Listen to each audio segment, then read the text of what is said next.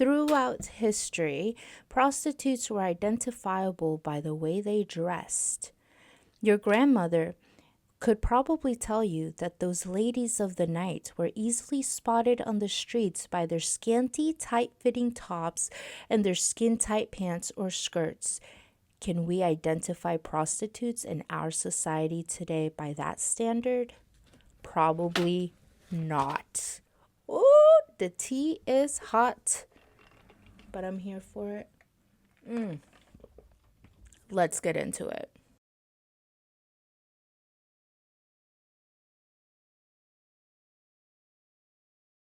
This is Diaz Fashella here, back for another video. I am so excited about this one, you have no idea. Back in the dinosaur era, when dinosaurs and mammoths roamed the earth. It is a mammoth, right? Those big hairy elephant things. When I was a teenager.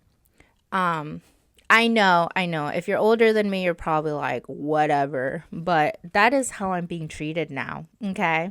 Yeah. So back then, when I first got saved, I learned about a beautiful, wonderful thing called Christian womanhood, femininity, whatever, through books. I read about those things, and they shaped the way in which I was going to date in the future. They shaped the way in which I presented myself to the world, because I realized how incredibly important that was, especially as a young lady. Can I just say this? I had no chill at first. When I had guy friends, and I was very clingy and very I wanted to hug everybody and all this stuff. There was no allure. There was no mystery. I wasn't very mindful, not very posh, and I didn't know what I didn't know. And the fact of the matter is, that's true about young women today. But the problem also is that you guys have to deal with a lot more than I did in terms of social media and, I don't know, just golly, I'm forgetting my words today. English, Sonia, English.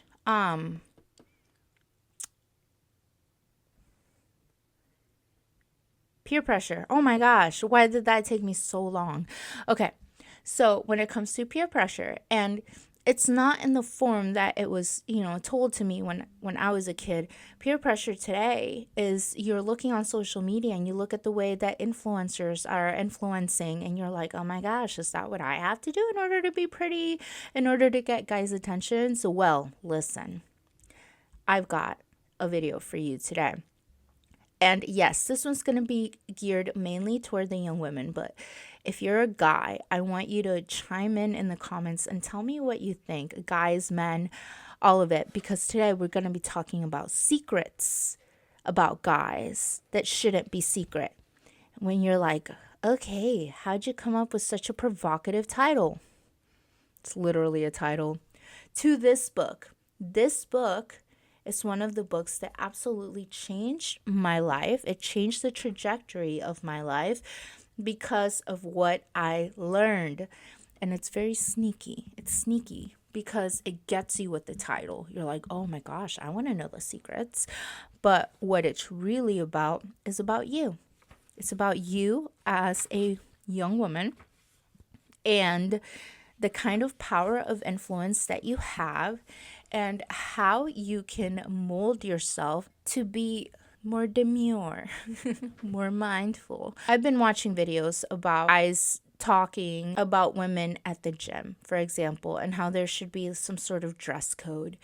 And women get really up in arms about it. And it's no wonder that they don't bring this stuff up in real life if they can help it.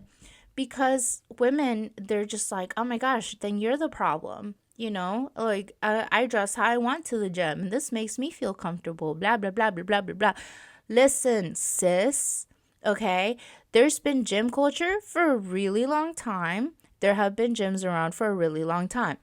Nowhere in history has it been completely necessary for a woman to have to wear a thong to the gym. And you might think that I'm exaggerating, but literally,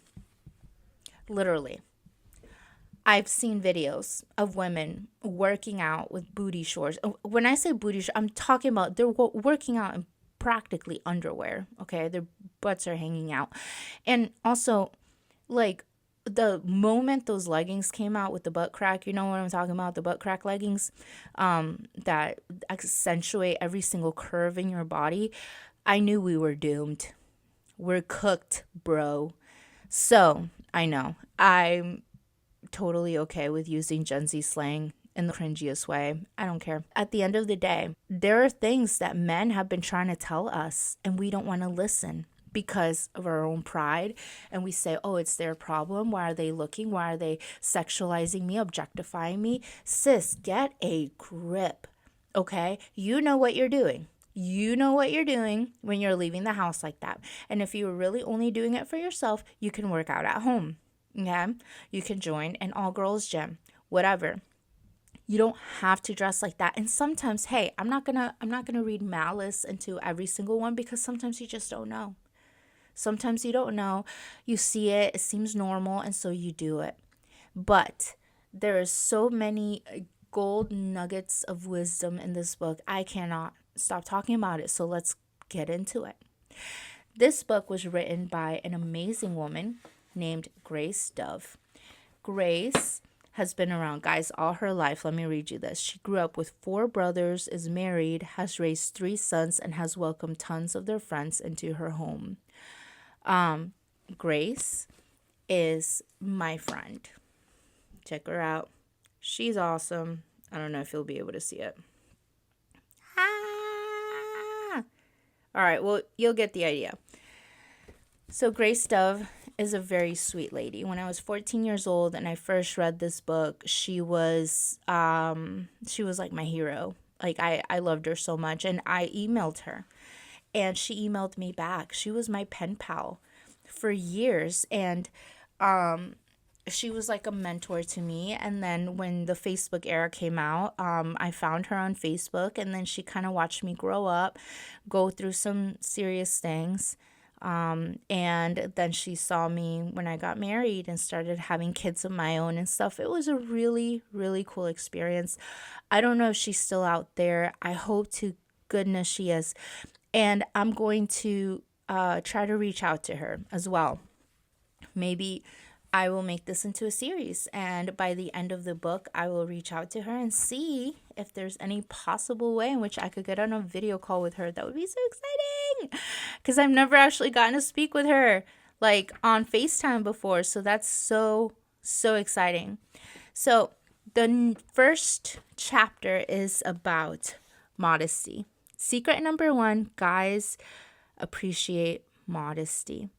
And then it says, sure, it's hard to believe that guys prefer modesty. Every day we're bombarded with messages that scream just the opposite. She goes on to talk about how part of the problem is that men do give attention to girls that dress provocatively. Why do you think they use them in advertising? Okay. This reminds me of Sydney Sweeney talking about the jeans, and there was this whole controversy about it, trying to make it racist. I don't think she's racist. She's a gorgeous girl. She's gorgeous. For sure, the celebrities that get the most time are the good-looking ones, and the advertisement and, all of it has to do with people that are dressed a certain way. The point is, if you are a woman, you can be feminine, you can be beautiful without having to show off your body. And that is a lesson that I had to learn in my own life in the hard way. One time I was headed to a wedding.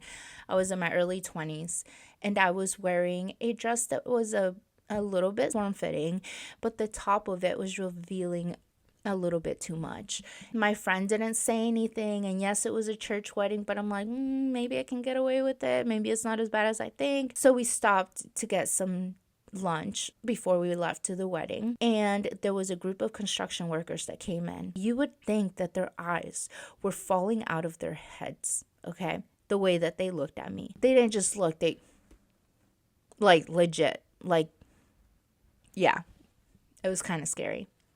So I left there, I went home, and I immediately put something to cover up all of that. Okay. And then I went to the wedding, and it was a lovely time. But anyway, all that to say that I had to learn this lesson myself. And there's a lot of young women that they don't know, they just don't know. I do love that the trend in the way that Gen Zers are dressing for the most part is like loose fitting clothing. I think that's really cool and somewhat a step in the right direction. But when it comes to gym attire and stuff like that, it is very disheartening to see what is going on in that direction. As well as, even I can't go to the beach anymore. I feel uncomfortable going to the beach with my husband or with my son. I will never forget this. I was fresh out of high school and I was dating a friend of mine, and he was in the Air Force and back in town with a friend of his from the Air Force Academy. And we were driving through a certain town, and he looks out the window at these girls that were headed to the beach, and I just remember him expressing outrage about the way that they were dressed. And I was like, huh? Could have been 19 years old maybe, and he was really offended by the way that they were dressed. It's like short shorts and like maybe like a bikini top or something like that. And that made an impression on me because I'm like, oh my gosh, how many times have guys been offended by something that I've worn and they didn't say anything? And I understand why they didn't say anything, because guys that try to say something are usually shot down or told they're misogynist. And women don't take these advice to heart. Back to the book, guys appreciate modesty. Now listen to this. If physical attraction is your sole bait for luring a guy, you'll only feel secure with him as long as you look provocative. Oh, that's so heartbreaking, but it does happen. Can we talk about boudoir? I hope I'm saying that right. Boudoir shoots that people are putting on their social media pages. Yes, I understand it feels empowering, but sis, what are you doing? I hope, if I'm calling you sis, you're not one of these women that have put their boudoir shoot up for other people to see and admire. And also, aren't you embarrassed? Can we bring back shame? I'm gonna get in trouble. Can we bring back embarrassment for doing embarrassing things? Oh, gosh, I'm not trying to shame people in the way that, like, I'm trying to make you feel bad about yourself, but I do want people to wake up.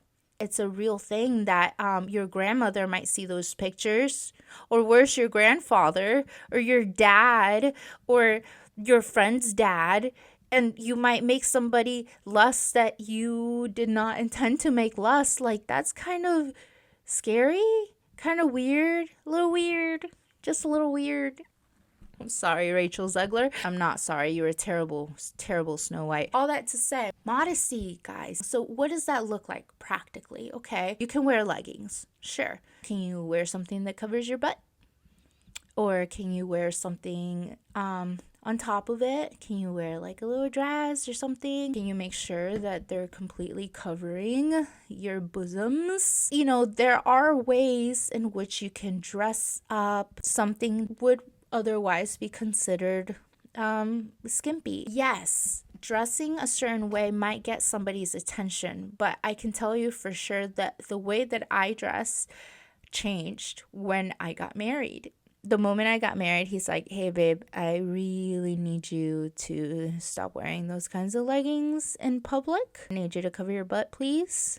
Or, hey, you're not wearing that. It wasn't him just being possessive. Well, maybe it was a little bit, but it was literally him saying, hey, this is mine and I get to have that, and I don't want anybody else to have that. And I think that's a really beautiful, protective thing. So, young ladies, women of God, please heed this instruction, because what I read earlier, yes, that was a direct quote from this book. If we were trying to identify prostitutes by the way that they dress, and we use blanket statements like, scantily clad and tight-fitting clothing, we probably could not differentiate them from people going clubbing or at bars. And that's just really sad. Other than, obvious signs of distress and probably substance abuse. Nope, not even with that. So be different. Be different and don't worry about being weird, okay? Because being scantily clad might get the attention of some guys that would appreciate looking at you. But let me just read this quote right here. There's a certain level of attraction, but if you're interested in a girl for the long term, not just for dating, you're looking for someone who's attractive but not showing off too much. Now at first, so that was a quote from a guy, she says, now at first that might not seem fair. Why would guys separate girls into two categories, dating only or potential wives? But really, what else can guys do? By the way they dress, girls communicate which group they fit into, and guys just respond accordingly. Is it any more fair for a girl to dress seductively only to insist that she's not that kind of girl? Yikes! She said it. Preach, sis, preach. It's really important if you want to attract the right kind of man.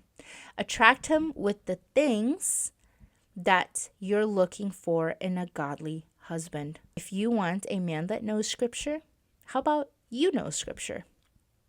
If you want a man who is not going to be looking at a bunch of other women, then don't go hunting for him. When you are in the middle of God's will and he is in the middle of God's will, you will find each other. God is sovereign. He knows who you're going to marry. So instead of focusing on being seductive or whatever, dress modestly. Guys look at the face. They look at your smile. They look at the way that you conduct yourself as well. It's so much more than showing off your body. And in fact, for the right kind of man, for the godly kind of man, you showing off your body too much will actually repel him. Where he's going to be like, oh, she looks like she's out here to have a good time. I'm looking for my wife. That might actually cause him not to pursue you because you are communicating something else by the way you dress. Anyway, this was kind of a long video. I'm really glad that I got into it, and I hope that you got something out of it. If you enjoyed this video, I'm going to go through the rest of this book with each secret about guys. And let me talk about, real quick, the next video will be guys have definite ideas about beauty. That's secret number 2. So if you want to check out this book, it's out of print. That's one of the reasons why I'm making this video series. But it's called Secrets About Guys That Shouldn't Be Secret by Grace Dove. There are some copies still in circulation on Amazon, and they're like used books and things like that. So I recommend that if you're able to grab one of these copies, please do. I am going to try to get on FaceTime or a video call with Grace Dove by the end of this series. I hope she's still around. She's a wonderful lady. And you guys, if you liked it, again, like, subscribe, comment down below. Did you learn anything new? Do you agree? Do you disagree? I want to hear your thoughts, and I will see you in the next one. Bye-bye. Thank you so much for watching this video. I want to remind you guys that my books are on sale right now, and they are linked in the description of my bio. My young adult Christian novel and Amazon bestseller called Dreamer is available now. If you like comedy, if you like suspense, if you like romance, it's got all of it. So I highly suggest that you check it out. You can even read the first couple of chapters for free. So make sure you check out that link. Check out the Living Sacrifice 30-day fitness journal that I wrote. It has a devotional for every day. It also has trackers for your hydration, nutrition, movement, and peace. And it's going to help you get started on your journey and get started on being renewed or transformed by the renewal of your mind. And that is the point behind the fitness journal. And finally, if you're trying to read through the Bible for the very first time, check out the Bible Reading Journal and Tracker, where you can track your progress through scriptures. And it also has journal pages that you can write in. For the dotted journal, I have 2 for women, a dotted and a line journal for women and a line journal for men, where you can write, you can draw, you can color in the coloring book pages that I have in there, and keep track of your habits with calendars and other things. And then at the end of the journal, there is a certificate of completion, and that is how absolutely confident I am that this is going to help you read through the whole Bible from cover to cover. Even if you've read it before and you just want a new way of reading it, I highly recommend it. I have a new method on there, and that is what helped me to read 18 books in the first 30 days of my Bible reading journey. So please make sure you check out all of those links in my description, and I'll link them below as well. I hope you have an awesome day. Thank you for watching.